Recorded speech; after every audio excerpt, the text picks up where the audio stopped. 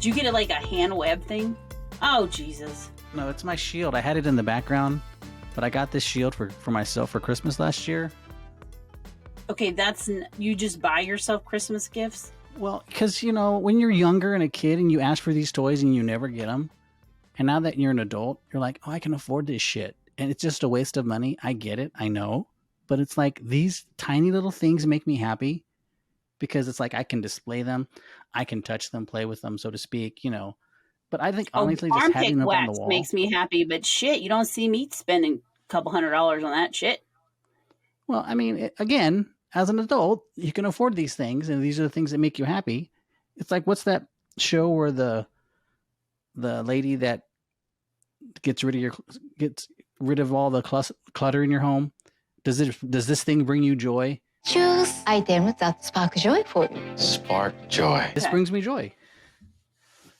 This brings me joy. And there is a scene in Civil War where Tony Stark Underoos!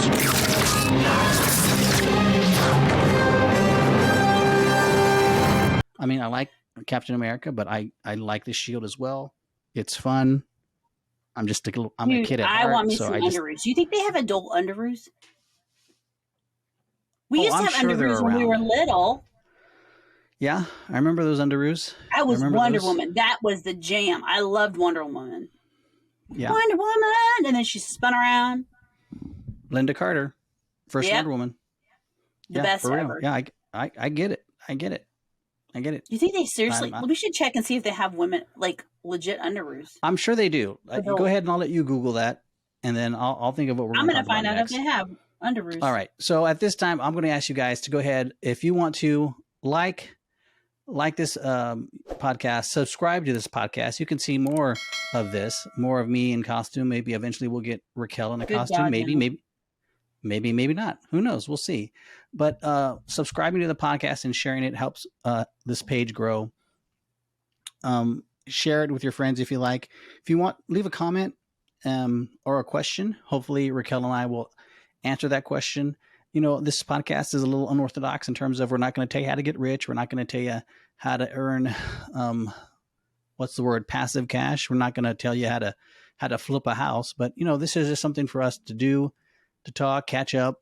And if you find it interesting and fun, please like and subscribe. Legitly, they have it. They have adult underoos. Wow. Underoos. Is there a website? Well, you know, Amazon carries most of everything. Oh, all right. So check out DC your Amazon. Comics Shazam underoos, according to Amazon. Well, I'm not going to model those. We'll just use our imagination for what those look like for us. I don't even know if this other site's legit, but they have Marvel Spider-Man underoos. Nice. Well, there you Batman go. underoos. Not just for kids anymore. Underoos. Teenage Mutant Ninja Turtle underoos for women. They're for women. They're for men. Kids of all ages can wear underoos. I think that's the only thing I'll ever wear is the underoos. I'm gonna find me I don't want Supergirl. I want Wonder Woman underwear. Underoos. They have Captain America underoos. Hey, if we can get underoos to sponsor this podcast, that would be amazing. You know, let people know. That means we have to wear them legitly. Like, well, fine. You know, we don't have to wear them. We just have to promote them. We just got to say, hey, underoos out there for kids of all ages. Here's the adult sizes. Here's the kid sizes. Something for everybody. Star Wars underoos, Marvel underoos, DC underoos. Aquaman. See? Is that Jason Momoa Aquaman or like the other Aquaman? Well, it kind of looks like SpongeBob Aquaman. Barnacle Boy and well, the colors. Jason Momoa. Ooh, hello. I'll be in his underoos. So something for everybody on the Underoos website or Amazon. Like, totally. To get Amazon. They've got like all different kinds of Marvel shops. Very cool. I'm going to have to find me a pair now. That's great. Yeah. All right. Well, you do that and we'll keep talking. Okay. So let's see where we were. Let's find out where we last left off on our episode 2. We were talking about us being kids. I showed the baby photos, talked a little bit about high school. And we talked a little bit about, you know, knowing other twins. The one thing that a question I had gotten before about us being twins was, have we ever felt the same thing at the same time? Like, Ooh. did anything ever happen to you, and anything happened to me that, like, oh, like my arm's broken or you twist an ankle? Like, did you ever feel it? Now, I do know this one story, and I'll share it, but I don't know if this is, I mean, correct me if I'm wrong. So, my first or second year of junior college, went out with a buddy into another city, another small town, and ran into these other guys. And we were talking to some girls at a car, and they approached us, and they're like, "Hey, those two right there." And next thing I know, we're in a fight, and next thing I know, my nose is broken. Hey, you guys. Oh, my nose! I get punched in the face, sucker punched. I don't know if it's a sucker punch. Maybe I just didn't see it coming. But I get punched in the face, and as soon as I get hit, I cover my nose, and I look down. And as I look down, this faucet of blood just started spewing out. I mean, he broke it. I mean, you can probably tell if you look at the camera hard enough. My nose is a bit crooked. It goes a little crooked, cattywampus. So, which is fine. It's a little crooked. But and that was because of this fight. But that night, my nose was just pouring blood. I mean, it was just a faucet. So then my shirt's covered in blood, my hand's covered in blood, cover my nose and mouth, and we go up to the emergency room. Doctors see us and they just pack it. And eventually I have to see ear, nose, and throat specialist to fix or reset my nose. A couple days later, I talked to you on the phone. Yep. And you had a track meet that day. You had the track meet that Saturday morning. Yes. What happened that Saturday morning at your track meet? I think it was nothing different than any other track meet. We getting ready to run, getting ready to stretch and exercise, and then I ended up starting to get like drainage. Like I started to get like what the heck is going on? Like I started to get like the sniffles, and then before you know it, ended up turning to be a bloody nose. And I'm like, what the hell? Like, I don't ever get bloody noses. I don't ever, I've never experienced a bloody nose like that. Like, it was crazy. And I was like, what the hell is going on? Like, I don't even understand why this is the way it is. And then I finally got it to stop. And then I think when I talked to Dad a couple days later, he had told me what had happened. And I was like, oh my gosh, that's exactly the same time Raoul had got hit in the face. My nose was bleeding, which was really ironic. Like, never, like I said, it's never happened before. Wasn't at all expected. So that was kind of weird. That was the weird part about it. It kind of happened at the same time. Yeah, that fight happened like around, I want to say 11:30 midnight at this small town parking lot of a McDonald's or a Wendy's, and that's when it happened. And I think I came to find out later, I think you called me afterwards after Dad had talked to you, that you had this runny nose that you just kept wiping your nose and nothing was there. And then eventually these sniffles come and this blood comes. But your track meet was like that next morning, like 9 or 10 a.m. or 8 a.m., something like that. Yeah. And I think we were getting ready for it. We were doing all this stuff to get, yeah. And I think that's the only time where something's happened to one of us that not necessarily the other one felt, but something very similar happened to us. Correct. Something happened to you. Yeah. In proximity time of what happened. And I don't think we've ever talked about anything else that's ever happened like that, where, you know, there's been something or unexplained pain or this feeling or this sixth sense of what's happening with the other.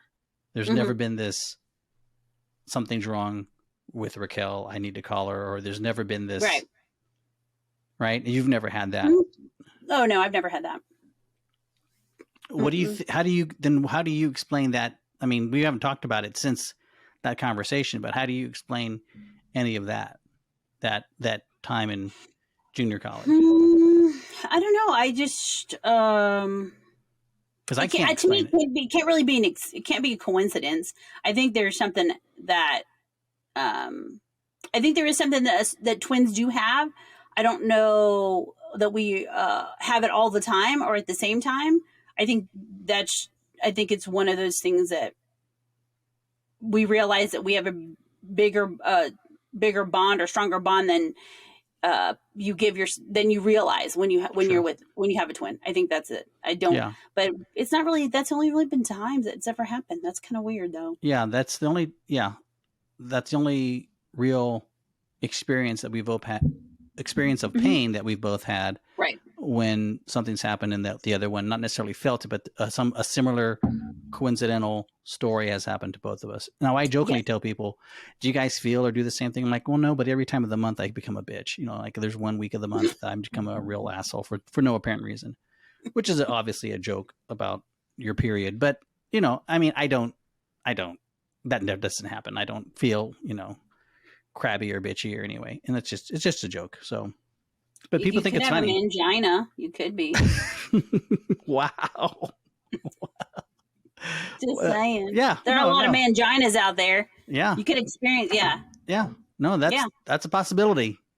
Don't think so. Haven't actually felt it, but you know. Well, you don't feel it until it starts to kick in and you start acting like a real bitch. Yeah. Haven't had the hot flashes or anything like that. So that's the change of life for us. That's like the menopause crap. Yeah, I haven't felt it. Had my midlife crisis a couple years ago, so no, I have not. I'm in mine. I think I'm in mine. Where we're at right now, I could be in my midlife crisis, like literally, like mid. Okay, like congrats. Yeah. Good luck with that. That should be fun. It's not. Oh, that should be fun. It's. It reminds me of it's a joke that I told someone. You know, you talk about reading the room and my timing. A friend of mine used to work with, Karen, who passed away from cancer. God rest her soul. She during her treatment, she had for some reason had gotten a new Mustang. Take it back. It was one of those new hot rod cards. Not the Camaro, the Corvette. No, it's the souped up mod car. It's not a Mustang. Maybe it was the Camaro. It has the Hemi in it. Anyway, it was just, you know, how when the joke has always been, you know, a guy buys a car like that or a big truck like that to compensate for a small penis. And so I saw her with her car. She pulled into the parking lot at work. She gets out of her car. I'm like, wow, Karen, you must have a tiny vagina, you know, because it was like, you're compensating. You said that to her? I said that to her. Well, she and I were friends, but it was a joke. It's like, that's the joke. That's the joke you tell when you see a woman in a souped up car because it's funny. It's like, oh, of course you're compensating for a small vagina. That makes sense. And she laughed. She thought it was the funniest thing. I laughed because it was a joke that I thought of. So, but you know, it's funny. It was funny to me. I had to share because I thought it was funny, I think. Anyway, moving on. I think moving on means wrapping up because we're at 27 minutes right now, and we got the costume out of the way. We find out what you wore for Halloween. We talked about other things as well, but I think this is a good stopping point for episode number 4. There we go. Again, we had to do it in 2 parts, but hopefully with more subscribers, we'll get eventually to a full hour, or maybe we should hopefully pare these down to maybe just to 15 minutes if we can talk that short. Who knows? Yeah, maybe. I know. Maybe we got the gift of gab. We just keep talking. We do just keep talking.